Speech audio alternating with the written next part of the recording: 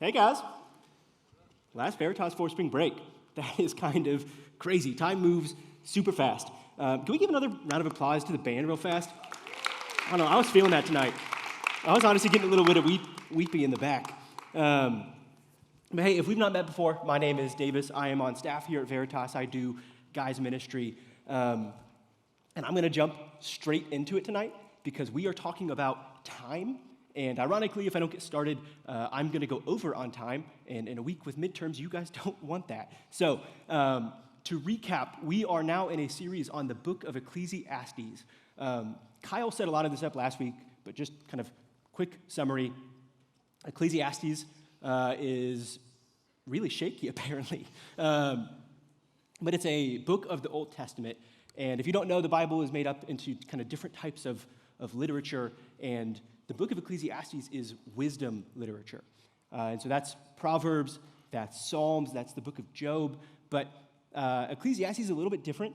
It's a little more poetic. It's a little more depressing, depending on who you ask. But to be honest, Ecclesiastes is my favorite book of the Bible. My wife is here. She can attest to that. That's not just me saying this for a sermon series. Like, genuinely, that is true. Ecclesiastes is my favorite book of the Bible. And that's because, like, I'm a pretty sentimental guy. I don't like doing things just for the sake of doing them. Like, I want the stuff that I do to have purpose. And I think that's what Ecclesiastes does so well, is it addresses that question for us of, like, what is our purpose? Like, I think that is one of the biggest questions that I'm asking in life is, what is my purpose? And I think that's true for you guys, too. Kyle references it all the time, but there's a book that gives us 3 questions that our generation is asking. And one of the main ones about life is just, what is our purpose? And I think Ecclesiastes does an awesome job just cutting kind of straight to the heart of it. I want to go ahead and read verse 1 to kind of help set the tone. Okay, great, it is on the screen. That's a bummer. I'm going to read it anyways. Okay, so it says, oh, goodness. I'm going to read it from my notes. So it says, the words of the teacher, son of David, king in Jerusalem. Meaningless, says the teacher. Utterly meaningless. Everything is meaningless. So that's the tone. Maybe not exactly what you were wanting to kick off your spring break, but this teacher, we don't know who it is, but they're pretty qualified to say this. They lived a very full life, and after looking at all of that, the conclusion they come to is that everything is meaningless. And so, where better to start than asking what our purpose is in life? But I think if we jump to Ecclesiastes 3, that's where we're going to spend most of our time tonight. We get to start moving this conversation forward a little bit. Kyle did a really great job setting up that question of, like, what is our purpose? Why is Ecclesiastes the thing that helps us address it? And Ecclesiastes 3 starts with a poem that I think actually, like, moves us forward in the conversation, closer to an answer. So let's go ahead and read it. Ecclesiastes 3 starts with verse 1. I'm just going to stick over here for now. It says, there is a time for everything and a season for every activity under the heavens.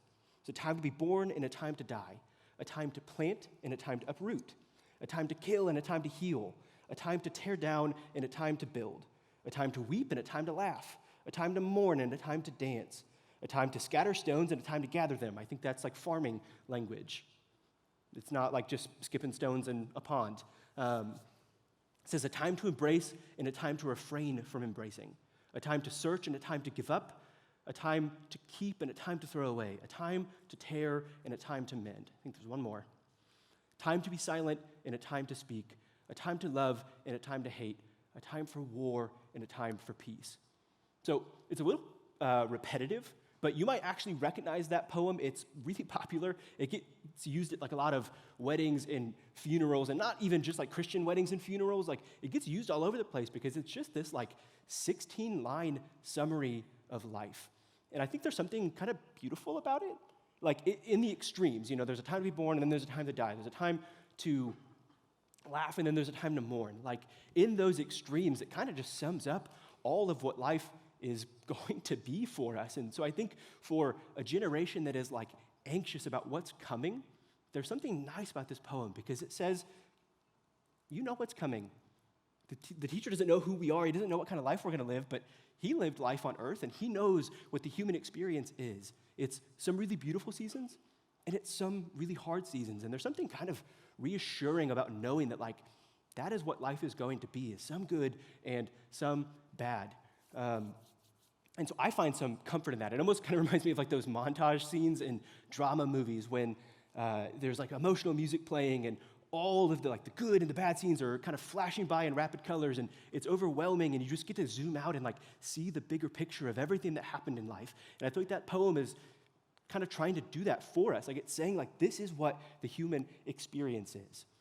And so it tells us how we are going to spend our time. There's something comforting in that we can know how we are going to spend our time, what we are going to do in our lives, what is going to make up our time here. And I think for some of us, that kind of starts to answer the question of purpose, right? Like it's just enjoy your time. Ride the wave. Some of it's going to be good, some of it's going to be bad, but like just make the most of it. Carpe diem. I think you guys know that phrase. We all probably had to watch Dead Poet Society in high school English. But if not, like just seize the day, right? Like just enjoy it. Make the most of the time that you are given. That feels like a purpose that we can start to run with, is like just get through the seasons. But there's a hang up there. Because for everything this poem does to summarize how we're going to spend our time, it doesn't do anything to address how much of it we're going to have. That is not something that the teacher can tell us, because he doesn't know. I mean, he doesn't know when his life was going to end. He doesn't know when our lives are going to end. But that's something we have to wrestle with, is we don't know how much time we're going to have. And so, yeah, we enjoy the seasons while we have them, but we don't know how much time there is between, the time where we're born and the time where we die. And the reality is that like life moves really, really fast. And time is, whether you know it or not, running out. And I know that I'm saying that to a room full of like 18 to 21-year-olds.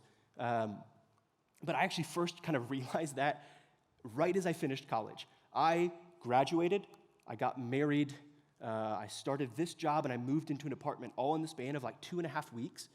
And throughout that entire process, every step of the way, I just kept having the thought of like, I think I'm supposed to feel older than this right now. Like, I don't think I'm ready for this stuff. I thought I was just a freshman. I mean, juniors and seniors, raise your hands if you feel like time in college has gone faster than you expected it to. Okay, yeah, that's a good amount of hands. Freshmen, I know you don't feel it, but like look around. That is a good amount of people who are saying that this stuff goes faster than we want it to. And there's actually research that shows that our perception of time only gets faster as we get older. Like, I don't know if you guys remember, but like when you were a kid, it felt like every day was forever, right? Like time just blasted forever when you're a kid. And some of that's probably that you don't have any decisions that you're making, like your parents are doing everything for you, and so you're just kind of going along in life, and you maybe even feel that sense of like, I want more freedom, and so it just feels like it's taking forever for me to grow up. But there's research that shows that's not the only thing that happens, that actually as we age, our perception of time slows down, and so we literally perceive less of the day. I'm not smart enough, honestly, to comprehend quite how it works, but there's something about our perception of time that slows down, and so my 24 hours as I get older starts to feel more like 23, and then 22, and then 21, and so it's not dramatic to say that, like, time is running out, and it moves really quickly. And I think Ecclesiastes wants us to sit in that. It's uncomfortable, and it maybe feels a little bit irrelevant when we're younger, but like the seasons, they come and they go. We don't have time to reread the poem, but if we did, you would see that there's this nature to it that's just fast. Time to be born and a time to die, time to mourn and a time to laugh. Like the seasons just come and go really quickly. And so we're hunting for purpose in all of it, and it feels like we're running out of time, and there's just this pressure. And Ecclesiastes says, hey, that's okay. That's actually maybe a little bit by design. But if I'm honest, it kind of keeps me up at night. That idea that like, this might be it.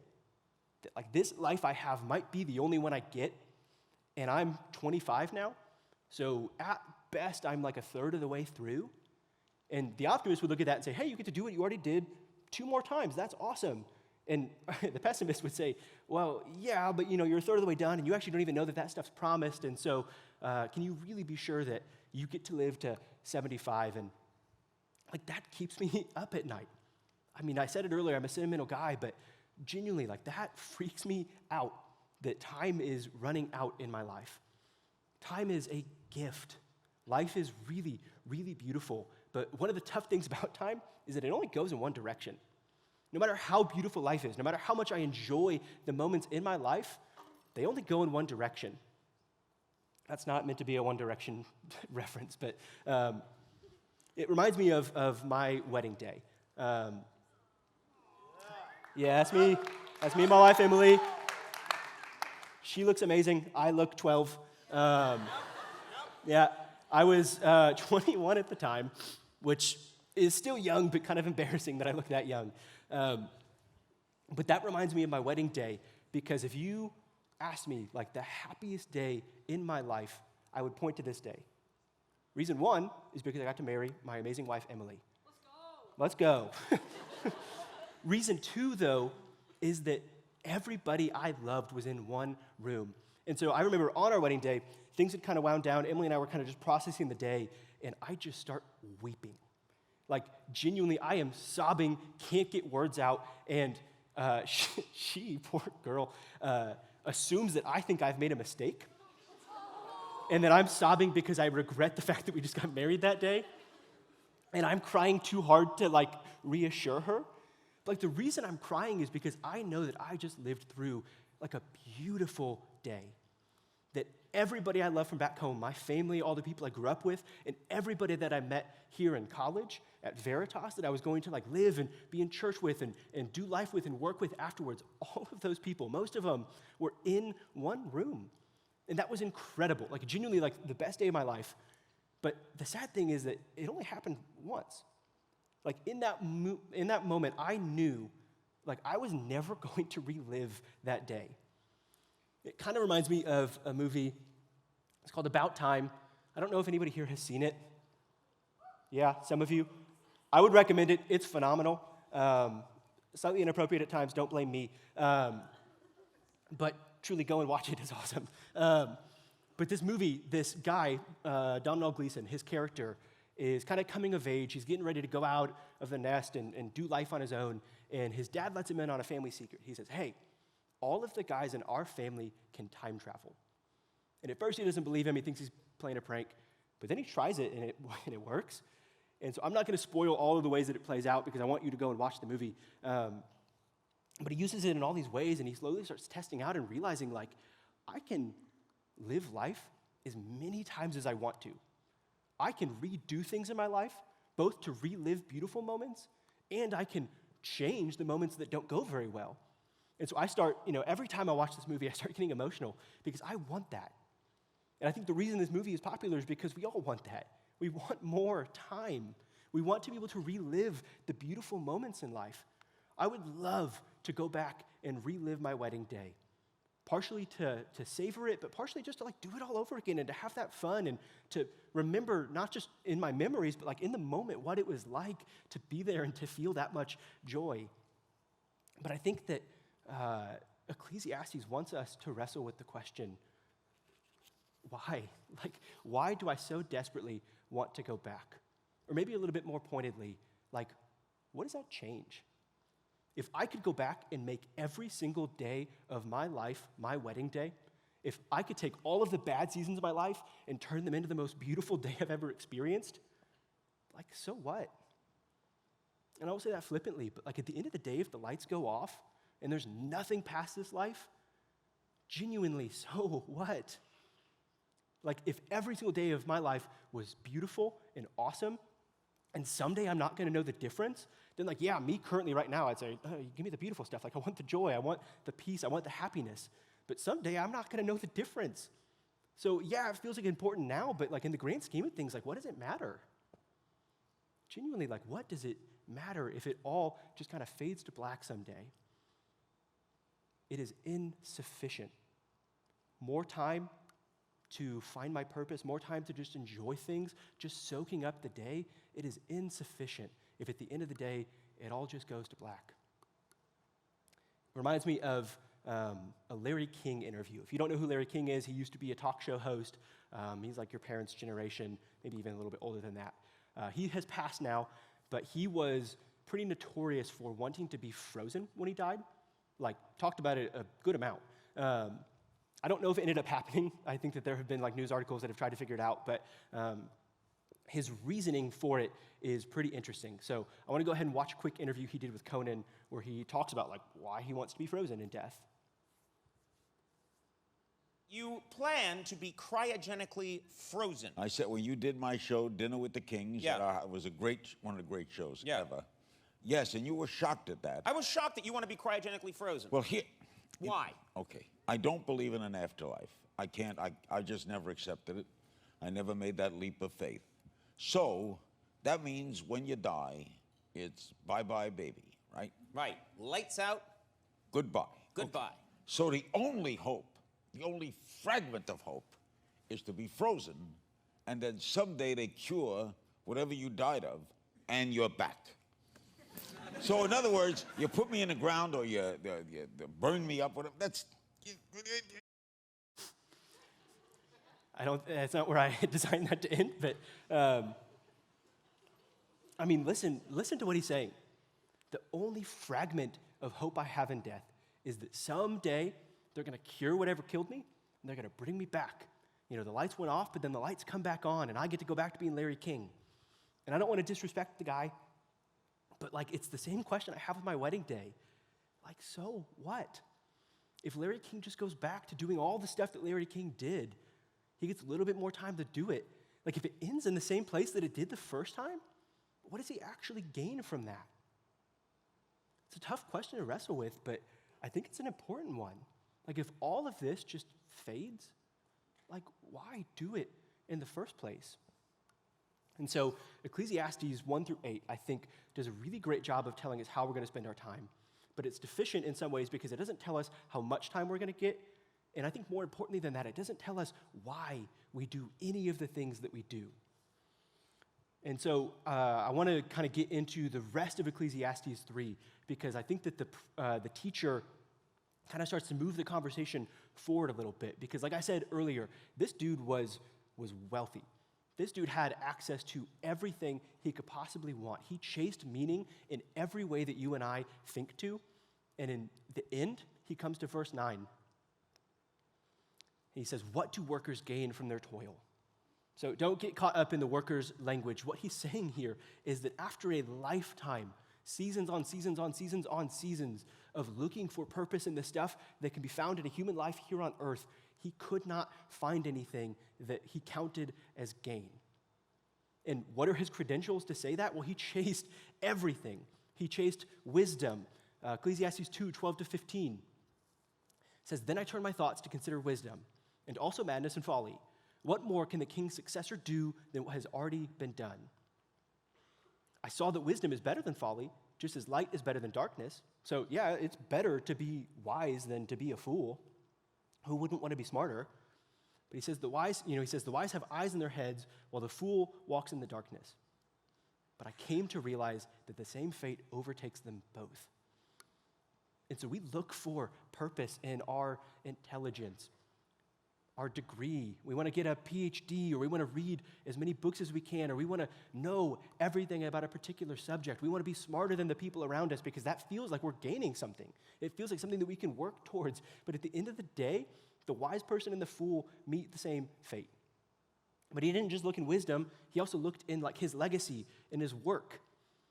Continuing on in Ecclesiastes 2, he said, "I hated all the things I had toiled for under the sun, because I must leave them to the one who comes after me. And who knows whether that person will be wise or foolish? Yet they will have control over all the fruit of my toil into which I have poured my effort and skill under the sun. This too is meaningless." And so he's saying, look, man, I built an empire. I worked my butt off, and I did everything I wanted to. Like I built and I built and I built, and at the end of the day, I had to hand it to somebody, and I have no idea what they're going to do with it. And yeah, okay, maybe that person takes it and multiplies it, and it's even bigger than it was, but then they hand it to somebody, and someday it's going to crumble. And if this guy doesn't know that any of that happened in the first place, then like, what does it matter? What does work in legacy matter when we're just trying to find our purpose and like the things that we do in our achievements? But he doesn't just stop there. He also pursued pleasure. Ecclesiastes 2:1-2 says, "I said to myself, 'Come now, I will test you with pleasure to find out what is good.' But that also proved to be meaningless. Laughter, I said, is madness." It's really uplifting. "And what does pleasure accomplish? I tried cheering myself with wine and embracing folly, my mind still guiding me with wisdom. I wanted to see what was good for people to do under the heavens during the few days of their lives. And so then he jumps to verse 10. He says, I denied myself nothing my eyes desired. I refused my heart no pleasure. My heart took delight in all my labor, and this was the reward for my toil. Yet when I surveyed all that my hands had done, when I looked at everything that I did in my life, and what I had toiled to achieve, everything was meaningless, a chasing after the wind. Nothing was gained under the sun. I think the best summary is actually in Ecclesiastes 1:8. It says, all things are wearisome, more than one can say. The eye never has enough of seeing, nor the ear its fill of hearing. So at the end of the day, he chased pleasure. And I think this is the really attractive one. It's like, okay, great. My work's not going to last. My wisdom's not going to last. But if this life is all there is, then I might as well feel good while I'm living it, right? But this dude chased everything. He said no to nothing.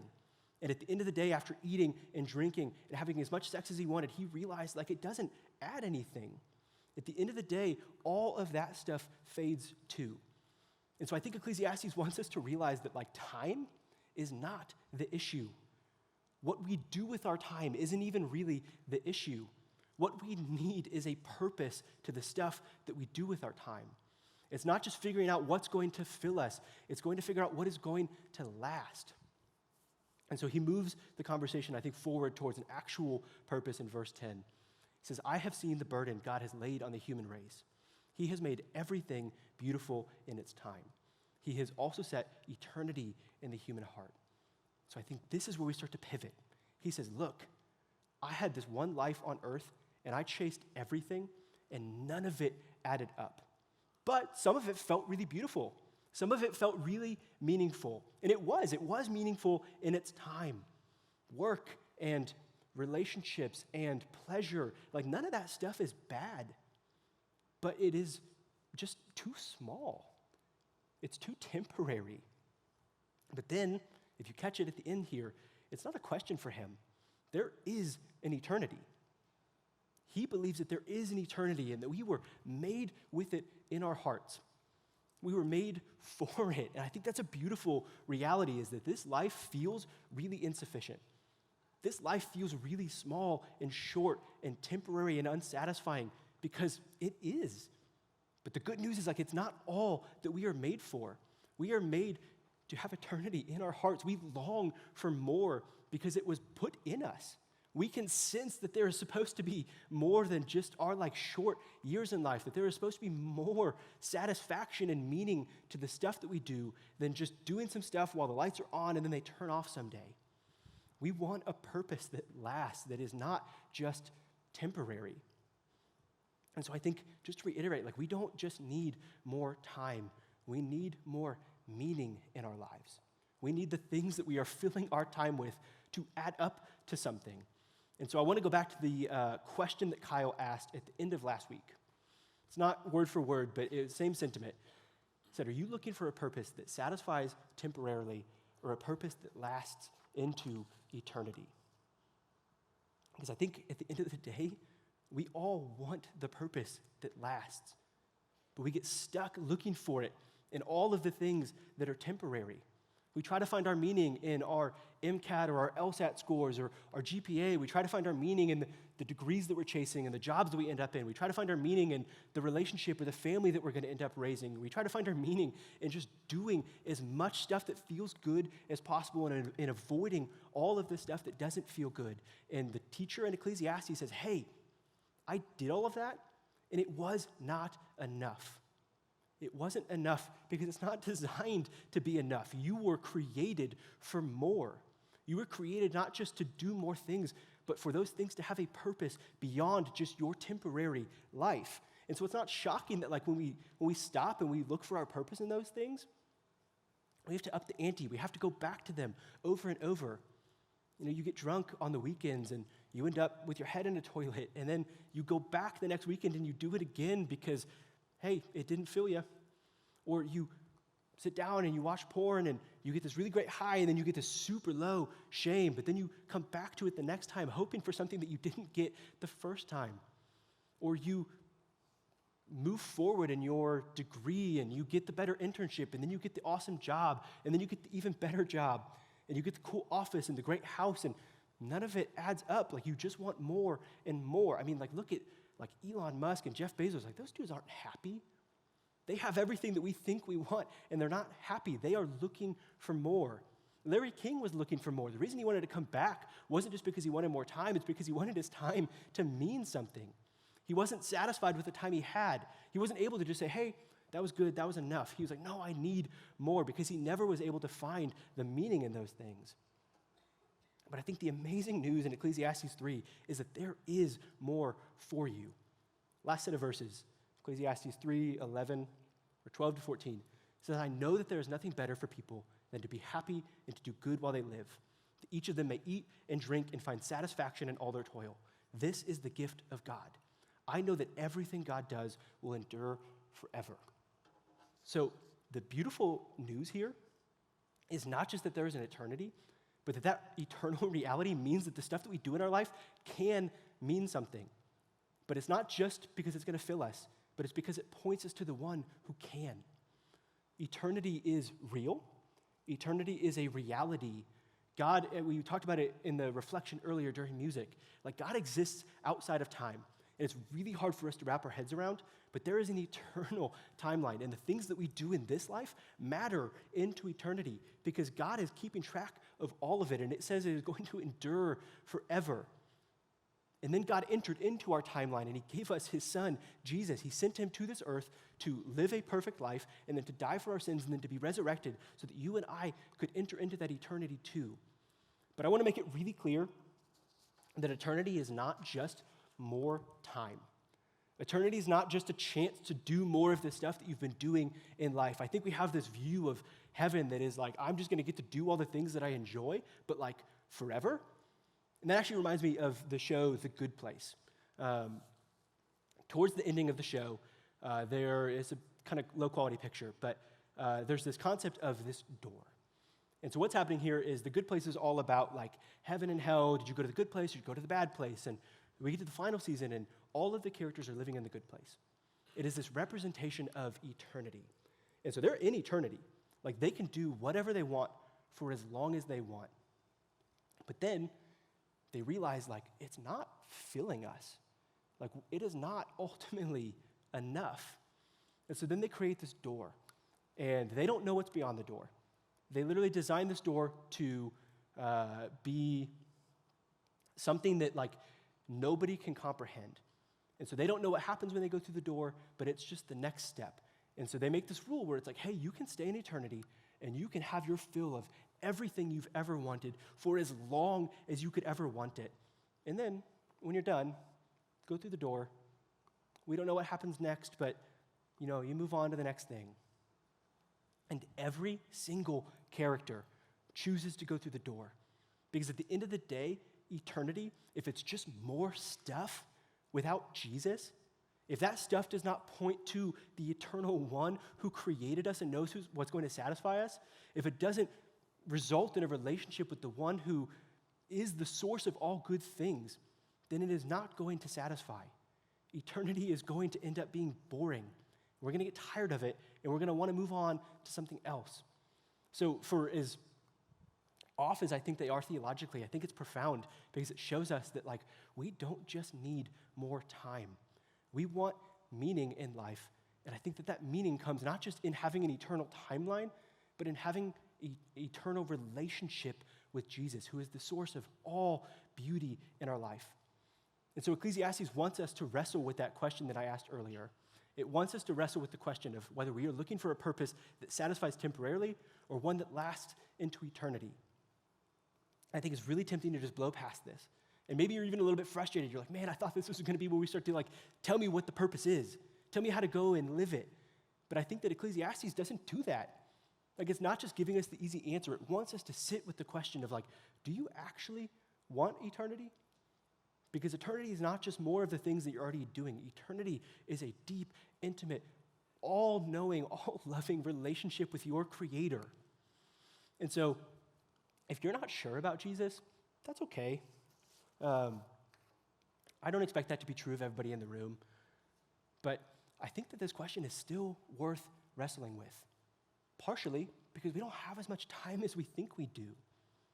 Time is running out, and so why wait to start asking which purpose you're living for? But I also think that whether we can trust the Bible fully or not, it's okay if you're not there yet. But this teacher guy, he knew what he was talking about. He tried it all, and it did not work for him. And so if you're holding out hope that somehow it's going to be different for you, I mean, yeah, okay, go and try it. But that makes me really sad because I think that the truth is apparent that that stuff is never going to fill you. It's not just that it fades to black. It's that even if you had as much of it as you could ever want, it is not going to be enough. You were made for more, and Jesus is that more. A relationship with your Creator, the source of all good things.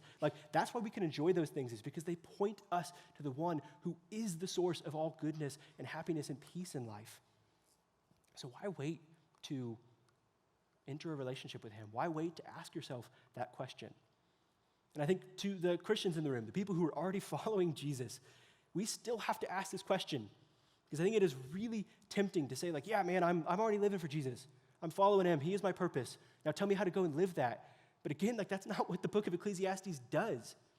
It says, hey, if you want to be following Jesus in 30 years, if Christianity is not just this phase in college or your early adulthood, if you want to be following Jesus forever, then we have to ask the question, is Jesus actually who I am looking for?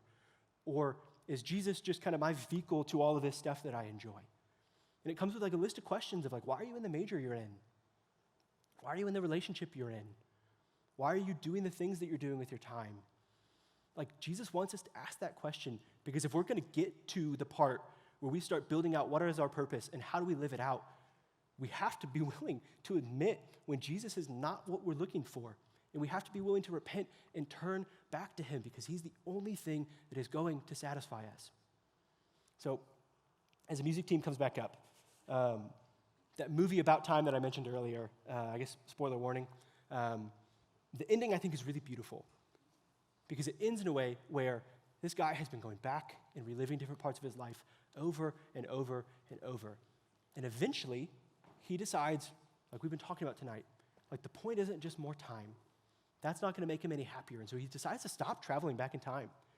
He decides to just live life like a person who can't time travel, to just soak in all of the beauty as the moments come, to accept the bad days and to really enjoy the good ones. It's the definition of savor your time, carpe diem. He comes to the conclusion that more time's not going to satisfy me. I just need to live in the moment. And I think there's beauty to that. I think that that's a fine message. But the reality is that our lives are not just some montage that cuts to black at the end. We were made for eternity. We are going to live into eternity. And so the things that we do right now, they do matter. But they matter because they point us to the eternal one. In the Bible, it says that Jesus has the words of eternal life, and those words are follow me. They're not just go and do more of what you were already doing. I think if we're honest with ourselves, we can see that stuff does not fill us. At the end of the day, Jesus is the only one who is more. Jesus is the only reason that eternity is something we should even want. It's not just a chance to just go do more. It is a chance to be with the one who is more. You were created for eternity. You have it in your heart, and we long for it. Your purpose, it is going to last into eternity. But that eternity is a relationship with Jesus. It's not just stuff that you do in this temporary life. I'm going to go ahead and pray for us because we have spring break coming up, and I know that this stuff can be kind of heavy, so I want to just ask that Jesus would help us apply this to our lives, that we would be able to move forward into our break, not just stuck in the fear and the confusion of what are we supposed to be doing, time's running out, but that we could rest in the hope and the joy that we have eternity. Let's pray. Jesus, we are just overwhelmed with thankfulness that you are real, that you walked this earth, that you knew what it was like to live a human life, that you had memories that you wanted to relive, that you walked this earth and you knew what it was like to be human. And yet you knew that there was a bigger story being told, that there was a different timeline that we were operating within, and that you are the source of all goodness, and that we don't just experience you while we live this short life, but that we get to be with you for eternity if we believe in you. And so we just ask that you would help us rest in that truth, that wherever we're going for spring break, be that on a trip to Jamaica to serve people, be that back home to hang out with our family, be that some kind of trip with our friends, or just staying in town, God, that we have a purpose and that we would be able to rest in that. That we would use our break to go and enjoy the things that you've given us in life, that we would go and make beautiful memories because everything is beautiful in its time, and you gave us life as a gift, but that we wouldn't just use that life to kind of selfishly chase purpose that we know is not going to satisfy us, but that we would ultimately put our hope and find rest in you. It's in your name I pray.